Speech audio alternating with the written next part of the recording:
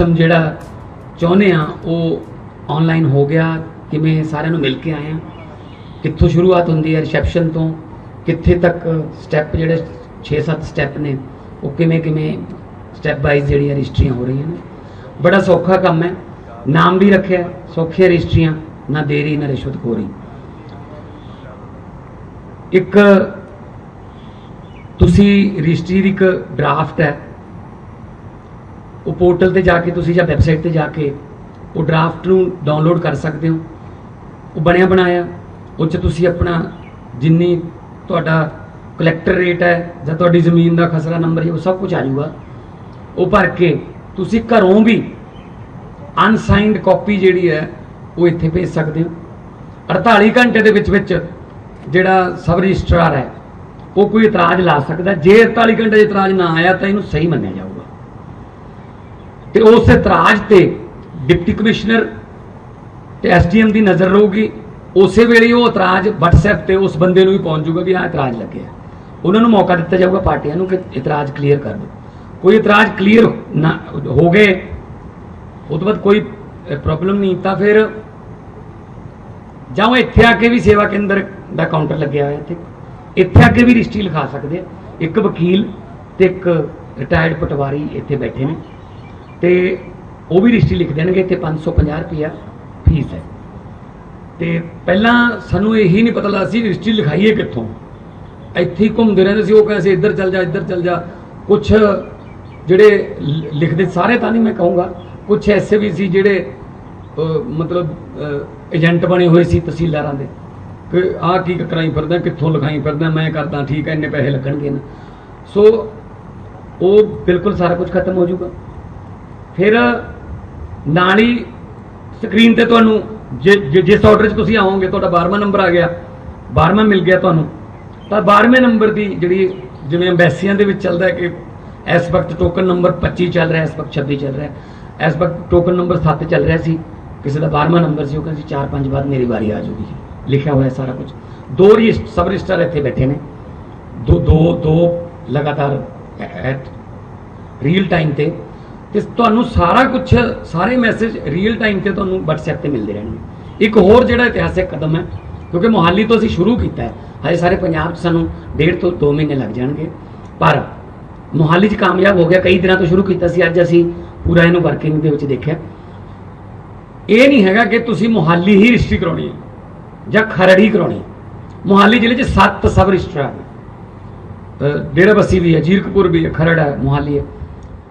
तुसीं किसी कोल भी जा सकते हो। जिले दे विच जिहड़ी मर्जी तहसील जां सब तहसील च तुसीं रजिस्ट्री करा सकते। ये जरूरी नहीं है कि इत्थे रश है तो तुहानूं इत्थे ही बहना पैना जां कल नूं आउणा पैना।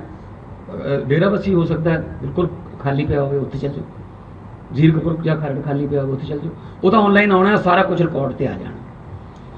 सो बड़ा चैक करने भी, ये भी कोई फेक रजिस्ट्री ना हो जाए या फेक ना कोई डॉकूमेंट ला जाए, ਉਹਦਾ चैक करने का सिस्टम भी है। डिप्टी कमिश्नर अकाउंटेबल होगा जिले का। जे कोई गलत रजिस्ट्री हो गई या कोई गलत डॉकूमेंट पास हो गया उन्होंने अखां दे विच दी तो फिर डिप्टी कमिश्नर अकाउंटेबल होगा। तो जिम्मेवारी जिहड़ी है वो तय की गई है प्रॉपर। तो कोई रिश्वत नहीं, जिन्नी फीस बनती है उन्नी फीस लगूगी। तो इत्थों जिहड़े जिन्होंने असीं मिले असीं वो कहंदे सी पहलां भी 2-3 बारी आए हैं। इस बिल्डिंग च बढ़न वेले भी डर लगता है तो इस बिल्डिंग चों निकलण वेले भी यही लगी जांदा रहिंदा भी एक बार सुख सां निकल जाइए किते होर ना कोई स्यापा पै जाए। मतलब तुसीं देखो जे जसविंदर सिंह नूं जगविंदर सिंह लिखता किसी पटवारी ने, वो जसविंदर नूं जगविंदर बनने में 10 साल लग जाते। बस वो कहना गग्गे दे ऐ थोड़ी जी गां करनी सी, गग्गे दा ही सस्सा बनदा ना। जगविंदर लिखता जसविंदर सी, ऐ करन नूं 10 साल लग जाते, पता नहीं किन्ने पैसे लग जाते। अपने आप को साबित करते रहते। ब्लड रिलेशन च बापू अपने बेटे को जमीन देना है, तू आ लिया तू ओ लिया तू आ ना लिया इत्थों लिया उधरों लिया। इत्थे एक बिल्डिंग च बढ़ोगे, AC बिल्डिंग है, पानी है पीने को, वधिया बाथरूम ने, वेटिंग एरिया है। तुसी मैनूं लगता अद्धे घंटे तो बाद तुहानूं टाइम लगूगा तो रजिस्ट्री करा के तुसी बाहर जाओ। सारा कुछ तुहाडा रिकॉर्ड सारा WhatsApp पे आ जाऊगा। WhatsApp ते तुहाडे कोले जे इतराज आ गया कोई तो इतराज का जो तुहाडे कोल मैसेज आऊगा वो एक लिंक भी आऊगा। वो लिंक है ਸਿੱਧਾ ਡੀਸੀ ਨੂੰ ਕਰ ਸਕਦੇ ਹੋ ਤੁਸੀਂ ਉਸ ਨੂੰ ਫਾਰਵਰਡ। ਤੇ ਲਿੰਕ ਹੈ ਵੀ ਜੇ ਤੁਹਾਡੇ ਤੋਂ ਪੈਸੇ ਮੰਗੇ ਨੇ, ਲਿੰਕ ਇਹ ਕਿਸੇ ਨੇ ਤੁਹਾਡੇ ਤੋਂ ਰਿਸ਼ਵਤ ਮੰਗਣ ਦੀ ਕੋਸ਼ਿਸ਼ ਕੀਤੀ ਤਾਂ ਉਹਦਾ ਵੀ ਤੁਸੀਂ ਉੱਥੇ ਦੇ ਸਕਦੇ ਹੋ।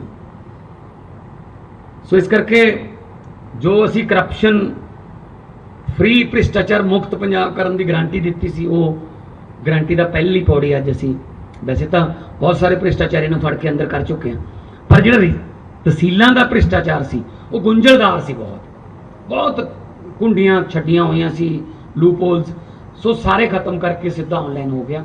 ਤੁਸੀਂ ਪਲੀਜ਼ ਅੰਦਰ ਜਾ ਕੇ ਵੀ ਪ੍ਰੈਸ ਕਾਨਫਰੰਸ ਤੋਂ ਬਾਅਦ ਅੰਦਰ ਜਾ ਕੇ ਵੀ ਜਿਹੜੇ ਲੋਕ ਆਏ ਹੋਏ ਨੇ ਉਹਨਾਂ ਨੂੰ ਪੁੱਛਿਓ ਕਿੰਨਾ ਕੁ ਟਾਈਮ ਲੱਗਿਆ, ਪਹਿਲਾਂ ਤੇ ਹੁਣ ਦੇ ਐਕਸਪੀਰੀਅੰਸ 'ਚ ਕਿੰਨਾ ਫਰਕ ਹੈ, ਤੇ ਸਾਰਾ ਕੁਝ ਦਿਖਾਇਓ। ਤੇ ਮੈਨੂੰ ਉਮੀਦ ਹੈ ਕਿ ਇਹ ਪੋਜ਼ਿਟਿਵ ਖਬਰਾਂ ਜਿਹੜੀਆਂ ਆਉਣ ਲੱਗੀਆਂ ਨੇ ਹੁਣ, ਇਹ ਪੰਜਾਬ ਲਈ ਸੁਖਦ ਨੇ। ਬਹੁਤ ਪੀੜਤ ਸੀ ਲੋਕ ਇਸ ਮਤਲਬ ਭ੍ਰਿਸ਼ਟਾਚਾਰ ਤੋਂ, ਤੇ ਅਸੀਂ ਹੁਣ ਇਹ ਨਹੀਂ ਕਹਿੰਦੇ ਕਿ 100% ਹੀ ਖਤਮ ਕਰਤਾ, ਪਰ ਸਾਡੀਆਂ ਨੀਤਾਂ ਸਾਫ਼ ਨੇ, ਕੋਸ਼ਿਸ਼ਾਂ ਜਾਰੀ ਨੇ। ਮੈਂ ਹੁਣ ਇੱਕ ਮਿੰਟ ਲਈ ਕਹੂੰਗਾ ਅਰਵਿੰਦ ਕੇਜਰੀਵਾਲ ਸਾਹਿਬ, ਕਿਉਂਕਿ ਦਿੱਲੀ ਦੇ ਵਿੱਚ ਇਹਨਾਂ ਨੇ ਕੋਸ਼ਿਸ਼ ਕੀਤੀ ਸੀ, ਪਰ ਸਰਵਿਸਿਜ਼ ਉੱਥੇ ਸੈਂਟਰ ਕੋਲੇ ਸੀ। ਉੱਥੇ ਜਿਹੜੀ ਜਿੰਨੀਆਂ ਵੀ ਸਰਕਾਰੀ ਸਰਵਿਸਿਜ਼ ਸੀ ਉਹ ਸਾਰੀਆਂ ਸੈਂਟਰ ਨੇ ਆਪਣੇ ਹੱਥ 'ਚ ਰੱਖੀਆਂ ਹੋਈਆਂ ਸੀ। ਇਹ ਕੇਜਰੀਵਾਲ ਸਾਹਿਬ ਤਾਂ ਬਸ ਉਹਨਾਂ ਨੇ ਗਾਲਾਂ ਕੱਢਣ ਨੂੰ ਰੱਖੇ ਹੋਏ ਸੀਗੇ ਵੀ ਉਹਨਾਂ ਨੇ ਤੜਕੇ ਉੱਠ ਕੇ ਉਹਨਾਂ ਨੂੰ ਕੱਢਤੀਆਂ, ਉਦੋਂ ਉਹ ਲੜ ਗਏ, ਆਹੀ ਕਰੀ ਗਏ। ਹੁਣ ਉਹੀ ਦਿੱਲੀ ਦੇ ਵਿੱਚ ਫੇਰ ਦੁਬਾਰੇ ਟੈਂਕਰ ਮਾਫੀਆ ਵੀ ਆ ਗਿਆ, ਸਕੂਲ ਮਾਫੀਆ ਵੀ ਆ ਗਿਆ, ਸਾਰੇ ਮਾਫੀਆ ਵਾਪਸ ਆ ਗਏ। ਹੁਣ ਉਹ ਲੋਕ ਕਹਿੰਦੇ ਯਾਰ ਵੀ ਕੀ ਕਰੀਏ ਹੁਣ ਅਸੀਂ ਕਿਹਾ ਵੀ ਤੁਸੀਂ ਕੋਈ ਗੱਲ ਨਹੀਂ। ਦਿੱਲੀ ਤੋਂ ਵੀ ਇੱਕ ਫੈਮਿਲੀ ਆਈ ਹੋਈ ਹੈ, ਦਿੱਲੀ ਤੋਂ ਇੱਕ ਫੈਮਿਲੀ ਆਈ ਹੋਈ ਹੈ ਇੱਥੇ ਰਜਿਸਟਰੀ ਕਰਾਉਣ, ਤੇ ਉਹ ਵੀ ਕਹਿੰਦੇ ਜੀ ਮਤਲਬ ਸਾਨੂੰ ਤਾਂ ਪਹਿਲਾਂ ਵਾਲੀ ਜਿਹੜਾ ਸਿਸਟਮ ਚਾਹੀਦਾ। ਕੋਈ ਗੱਲ ਨਹੀਂ, ਲੋਕਤੰਤਰ ਹੈ, ਲੋਕਾਂ ਦਾ ਹੱਕ ਬਣਦਾ।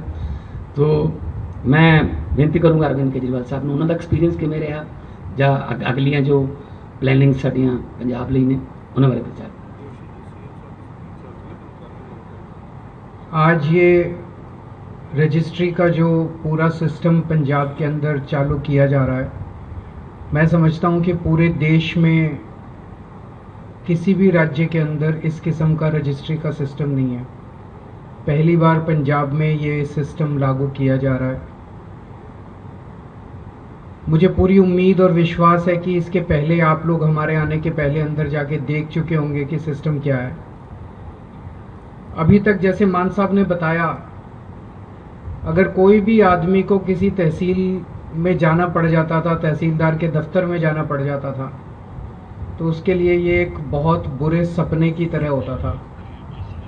अंदर जाते हुए घबराता था और पूरा सारा ख़त्म होने के बाद जब तक वो बाहर निकलता था उसको निचोड़ लिया जाता था बुरी तरह से, और ये अंग्रेज़ों के टाइम से चला आ रहा था। तो मैं समझता हूँ कि आज यहाँ पे पंजाब के अंदर, मोहाली के अंदर जो शुरू किया जा रहा है पायलट बेसिस पे, ये केवल पंजाब के लिए नहीं पूरे देश के लिए आज एक ऐतिहासिक दिन है। और एक बार जब ये चालू हो, मोहाली में आज चालू हो गया, पूरे पंजाब में जब चालू हो जाएगा तो पूरे देश के लिए ये एक सीख होगा जिसे बाकी देश में भी लागू किया जा सकता है।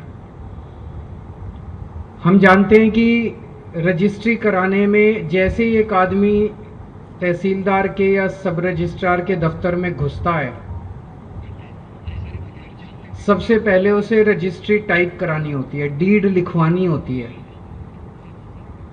यहीं से उसको घेर लिया जाता है। जैसे ही वो दफ्तर के अंदर घुसता है उसको 2-3 लोग घेर लेते हैं, हाँ जी क्या काम है। वो कहता है मेरे को रजिस्ट्री डीड लिखवानी है, वो सारा काम कराएंगे, और उसको दलाल पकड़ के ले जाते हैं। और फिर उससे सेटिंग होती है, डीड लिखवाने का भी पैकेज होता है कि इतने पैसे लगेंगे, और उस पैकेज में तहसीलदार का भी हिस्सा होगा, सब रजिस्ट्रार का भी हिस्सा होगा। कहते तो हैं कि ऊपर भी हिस्सा होगा, ऊपर किसका हिस्सा होता है हमें नहीं पता, लेकिन पैकेज होता है, और उस पैकेज के लिए दलाल बाहर बैठे होते हैं। उसके बाद फिर वो रजिस्ट्री डीड उसकी वहां पे दी जाती है। डीड के अंदर अगर पैकेज ना हो तो उसमें 100 ऑब्जेक्शंस हो जाती हैं। एक ऑब्जेक्शन दूर करो, फिर दोबारा हो, फिर दूसरी ऑब्जेक्शन, फिर तीसरी बार आओ, फिर लाइन में लगो, फिर चौथी ऑब्जेक्शन खत्म ही नहीं होती तहसीलदार की। इस सारे सिस्टम को स्टडी करने के बाद आज पहली बार ये है कि अब डीड लिखवाने के लिए आपको किसी डीड राइटर के पास जाने की जरूरत नहीं है। डीड राइटर सरकार ने बिठा दिया है यहाँ पे, एक वकील बिठा दिया, एक रिटायर्ड तहसीलदार बिठा दिया, पटवारी बिठा दिया। वो डीड लिख के देंगे आपको, 550 रुपये लगेंगे, यहीं जमा करा दो, सरकार ने बिठा दिया। अब आपको कहीं जाने की जरूरत नहीं है, डीड यहीं पे लिखी जाएगी। डीड लिखने के बाद आप अपनी फीस जमा करा देते हो, फीस उसके बाद आपको उसी टाइम मैसेज आ जाता है जी आपकी डॉक्यूमेंट्स जमा हो गए, फीस जमा हो गई। 48 घंटे के अंदर आपको आपके ऑब्जेक्शन बता दिए जाएंगे। सब रजिस्ट्रार को 48 घंटे मिलते हैं यहाँ पे। 48 घंटे के अंदर अब अनाप शनाप ऑब्जेक्शन तहसीलदार नहीं बता सकता। अभी कंप्यूटर के अंदर हम देख रहे थे 8 या 10 तरह के ऑब्जेक्शन लिखे हुए हैं, उसे उसके अंदर से ही कोई ऑब्जेक्शन बताना है।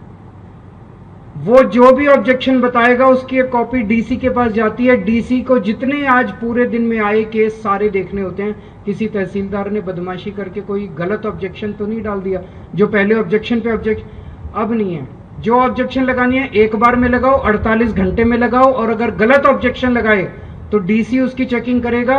और मान साहब ने जैसे बताया, आपको एक व्हाट्सएप मैसेज आ जाएगा कि अगर आपको लगता है कि आपके ऑब्जेक्शन गलत लगाए गए, आप इसी वक्त इस लिंक पे क्लिक करके डीसी को शिकायत कर दो, उस अफसर को सस्पेंड कर दिया जाएगा। तो अब कोई अनाप शनाप ऑब्जेक्शन भी नहीं लगाता। मोस्टली लोगों के कोई ऑब्जेक्शन नहीं लग रहा, क्योंकि सिंपल सा काम है, उसमें भरना है बायर कौन है, सेलर कौन है, कितने में प्रॉपर्टी खरीदी, कितने में बेची, इतनी फीस, और तो उसमें कुछ है नहीं, कोई रॉकेट साइंस तो है नहीं। उसके बाद उसको बुलाया जाता है कि इतनी तारीख को आ जाओ, इतनी तारीख को आके इतने बजे आपको दोनों को, बायर को और सेलर को पेश होना होता है। वो अपनी फोटो खिंचाते हैं और डीड। अभी हम 3-4 लोगों से मिले जिनका सारा काम हो गया था, जो डीड लेके जा रहे थे। उनके चेहरे की खुशी दिखाती है कि वो पहले तहसीलदार के दफ्तर से अगर कोई निकलता था तो उसका चेहरा देख के पता चल जाता था, निचोड़ लिया बेचारे को पूरी तरह से। आज उनके चेहरे की खुशी दिखाती है कि व्यवस्था बदल गई है, सिस्टम बदल गया है। और एक चीज जो सबसे बड़ी सिस्टम में की गई है, पहले आप जहां रहते थे, जहां की प्रॉपर्टी है, उसके हिसाब से आपको उसी सब रजिस्ट्रार या उसी तहसीलदार के पास जाना पड़ता था। अब उसकी मोनोपोली हो गई, उसकी गुंडागर्दी हो गई, आपको जाना उसी के पास है। तो वो अनाप शनाप ऑब्जेक्शन लगा रहा है। अब आप किसी भी सब रजिस्ट्रार के पास जा सकते हो। अगर ये बदमाश है उसके पास चले जाओ, वो बदमाश है उसके पास चले जाओ। एक तरह से सरकार को भी पता चल जाएगा कि सबसे ज्यादा भीड़ किसके पास हो रही है। जिसके पास सबसे ज्यादा भीड़ हो रही है, इसका मतलब वो अच्छा आदमी है, और जिसके पास लोग नहीं आ रहे, इसका मतलब उसकी जांच होनी चाहिए, लोग उसके पास क्यों नहीं पहुंच रहे, या तो बदतमीजी कर रहा है और या कहीं कुछ गड़बड़ है। तो अब जनता को 7 सब रजिस्ट्रार हैं, जैसे मोहाली डिस्ट्रिक्ट के अंदर 7 में से आप किसी के पास भी जा सकते हो। तो मैं समझता हूं ये एक बहुत बड़ा ऐतिहासिक दिन है। 15 जुलाई तक ये जो पायलट, मोहाली का जो पायलट प्रोजेक्ट है, ये पिछले 15 दिन से चल रहा था। एक तरह से सॉफ्ट देख रहे थे हमने किसी को नहीं बताया था, ना मान साहब ने ना मैंने किसी को नहीं बताया था कि हम निगरानी कर रहे हैं। हम देखना चाह रहे थे कि आम आदमी जब इसमें दफ्तर में आ रहा है, क्योंकि आज जब हम आए हैं, मैं आया हूँ, सीएम साहब आए हैं, तो सब कुछ ठीक मिलेगा, यहाँ पे सब अच्छा मिलेगा। लेकिन जब आम दिन, ऑर्डिनरी दिन जनता से कैसा बिहेव किया जाता है, असली टेस्ट तो वो है। तो पिछले 15 दिन से जो खबरें हमारे पास आई, जो भी ट्वीकिंग करनी थी सिस्टम के अंदर, वो हम कर चुके हैं। मोहाली का सिस्टम अच्छा चल रहा है। 15 जुलाई तक पूरे पंजाब के अंदर इसे लागू कर दिया जाएगा। 15 जुलाई से 1 अगस्त के बीच में एक तरह से ट्रायल चलेगा पूरे पंजाब के अंदर, और 1 अगस्त को फिर से हम लोग पूरे पंजाब में इसको लागू करेंगे। और मैं समझता हूं कि एक दिन ऐसा आएगा जब पंजाब से सीख के पूरा देश इसको, इस देश के हर तहसील ऑफिस के अंदर ये सिस्टम लागू होगा। मैं पंजाब के लोगों को, सभी पंजाबियों को बहुत बहुत बधाई देना चाहता हूँ इस अर्थ शेकिंग सिस्टमेटिक चेंज के लिए। Thank you so much.